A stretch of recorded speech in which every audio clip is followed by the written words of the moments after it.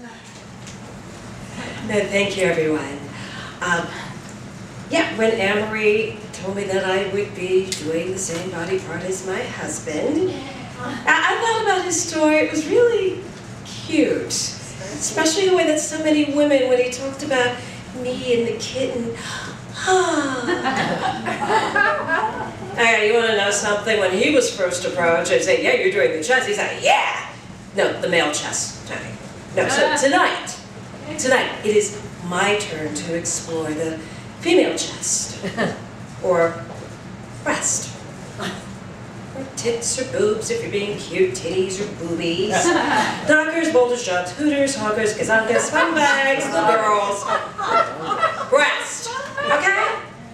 I mean, what are they really? They're mammary glands, yeah. I mean, my mother told me very early on, I mean, as soon as I was old enough to ask, you know, what are these things? And she explained my mother's really good at taking the sexualization out of anything. That they were, the female mammal had breasts to nourish her young. Okay.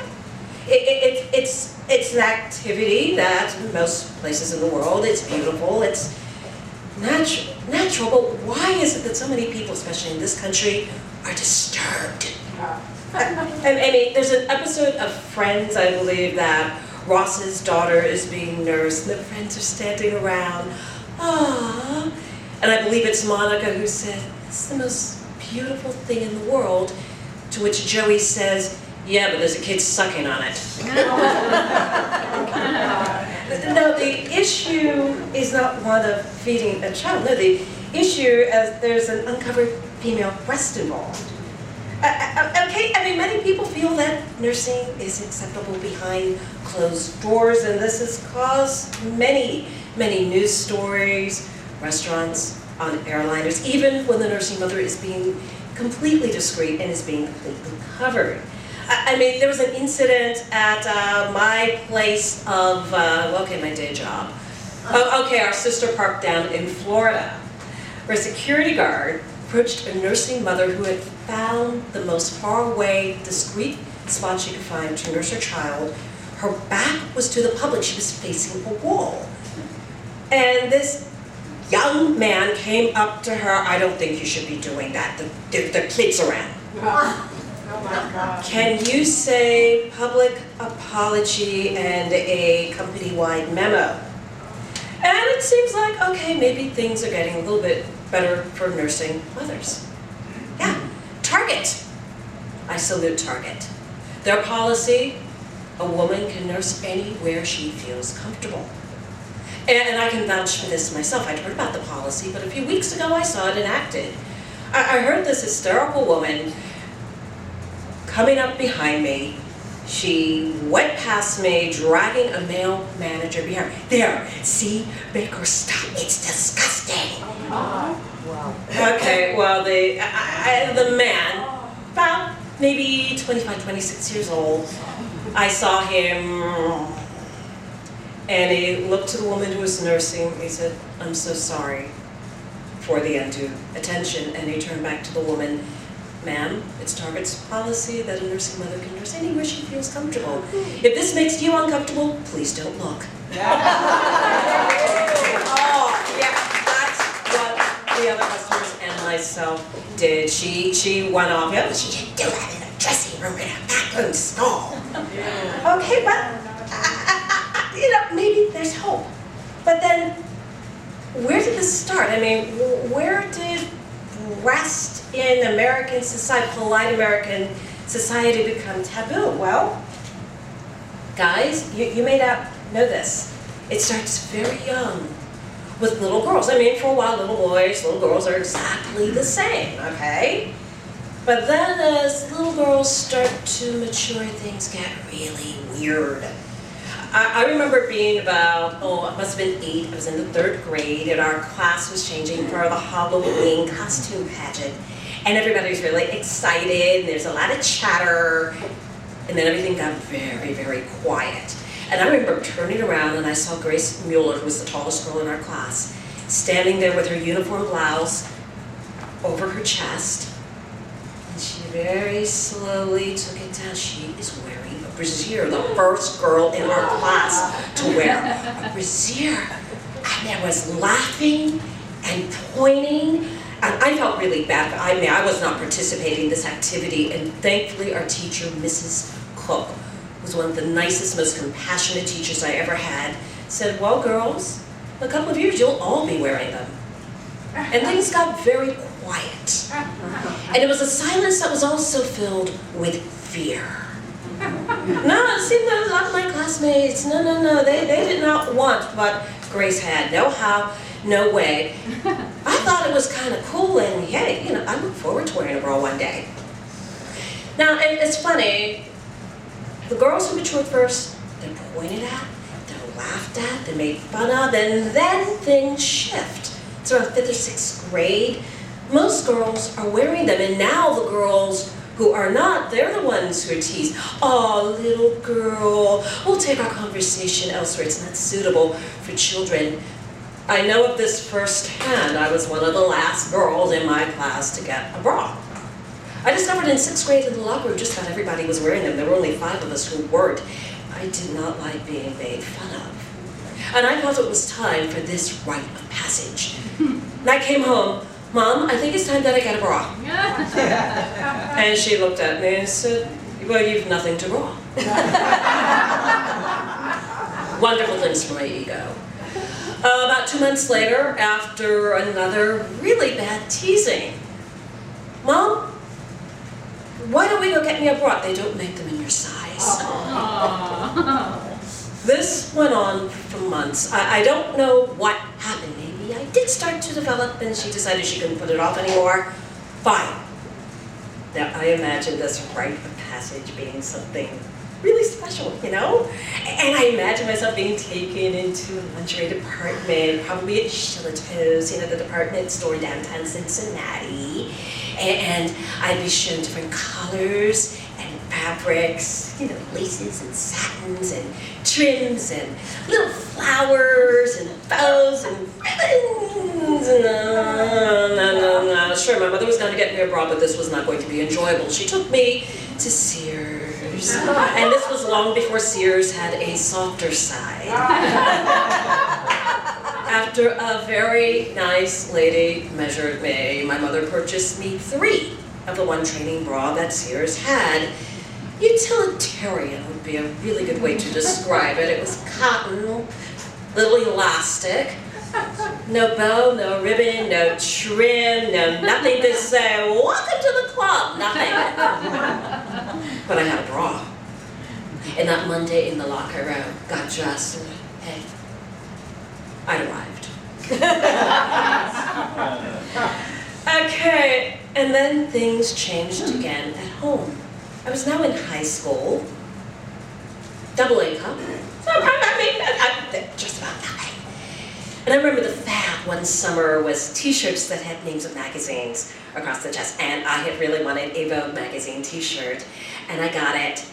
Must have been July because the rehearsal for the fall musical was starting. And I remember coming down the stairs in my Vogue t-shirt, and my father says to my mother, Helen, I think she should go upstairs and change. Wait a minute, I thought I didn't have anything? And now you're telling me to go upstairs and put on something voluminous? Okay. Now, all of a sudden my father was worried about boys looking at my chest. Okay, and I was really confused. I mean, at first you didn't want them, and then you did want them, and then you were to be ashamed because you had them or sort of had them. I did not know what to think about this. So it seemed that now that breasts were about sex. I remember the first time I got touched one. It was perfectly innocent, really. It's Jesus Christ Superstar. Very small stage. We entered for the Simon Zalotti's number in the dark. There were about 20 of us in a very small space. Beth Brockhoff was on one side and Peter White. Oh God, Peter White. He was like really cute in an all-American type of way. He was nice, he was polite, he was straight. I had the worst crush on him. Like probably half the other girls. And I remember we came onto stage in a blackout. And to make sure that the spacing was proper for the dance number that we went into right when the lights came up, made sure everybody was where, just touching the shoulder. That was exactly where she was supposed to be. And Peter's hand came right down on my left breast. And quickly moved to my shoulder. And the lights came up. Peter was bright red and shaking. He didn't talk to me for another week. I liked it. I mean, I discovered something, that one little slip of the hand, I realized that these things had power. Only at the time, I had no idea how to use it. So, mixed messages a lot of women receive about their breasts. They're too big, they're too small. You hide them, you show them. Even into my early 20s, I went on a model go-see one time for a Playtex bra. A model for A's and nearly B's. Okay, so women who were smaller like me. And I thought, yeah, I can do this. I can do this. They told me I'd come in, put on the bra, they'd look at me, take a Polaroid, say thank you. Okay, I was cool with that. I got to the photographer's studio, came in, the client from Playtex saw me, a man, and said, too skinny. Fully clothed. Now in Los Angeles, Hollywood, today, that would be a compliment, but back in the late 80s, I was really confused. My mother even accused me, about 5 years ago, of having a boob job. Oh, no. Mom, it's a Body by Victoria bra. It is engineered to support correctly. That's all. About a year ago, I had a routine mammogram. I really like the place where I go. The technicians are nice, they're sensitive, they are... I mean, I know some women are shy and embarrassed. I mean, this is a life-saving test. But I remember, you know, I'm okay, and I drop the gown, she's getting ready to put me onto the machine, and she stops and she looks at me. She's grabbing my chart. Donna, do you have implants? No, and my chart is open. She said, no, of course you don't. It says so right here. I just thought that, well, you might? I mean, there are a lot of women who pay a lot of money for those. Yeah. Boy, that compliment kept me going through the end of the year. Okay. So, you know, it took me a while, but, you know, I'm finally okay with my body. All of it, and my breasts. And I think there's only one time in, fairly recent history that I got a little uncomfortable for, it wasn't long. It must have been a couple of years ago. One of my coworkers brought her little baby boy into work. Oh, Easton was adorable, 7 months old. He was enjoying being the center of the universe. He was enjoying getting passed around to every woman in my department. My turn.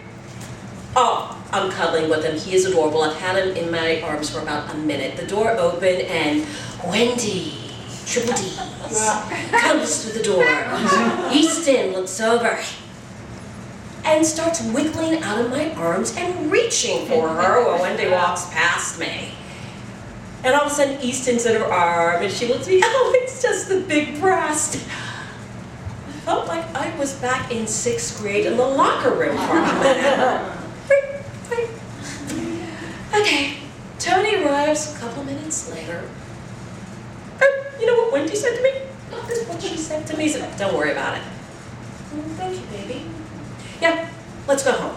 So I grabbed my stuff, we started walking out, and I notice he pauses, and he gives Wendy a hug goodbye. And he said something, whispered something in her ear, and Wendy turned 3 shades of lobster red. Well, I waited till we got to the car. So, honey, what'd you say to Wendy? Just said Donna's boobs are big enough. My hero. And really, in the end, that's all that matters. Thank you.